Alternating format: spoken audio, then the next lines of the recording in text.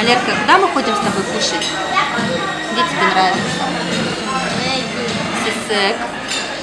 Ну, Сысек, он заменил нашу любимую юрту, которую закрыли. Не знаю по каким причинам.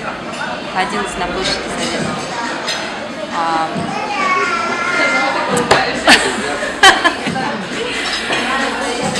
Мы любим ходить в пиццерии, да? А мы вообще не ходили.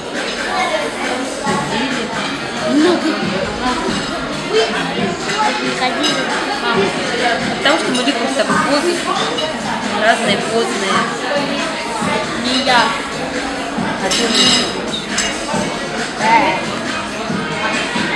Я люблю кашки.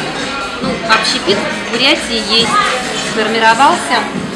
Так, я люблю Говори. гусенку, Так. пиццу, Так, блины, рис, так. картошку, пюре, суп гороховый, суп вот этот борщ и плов. Ну, у нас позы ходим хоть и кушать, да? Не надо же. Не надо. У нас сформировался свой бурятский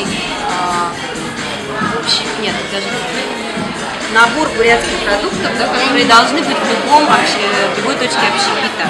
Это позы, шулан, ну, шарбин,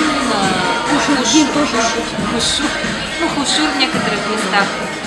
А вот шенеханские позные, они все-таки лучше, да? Там позы рубленные.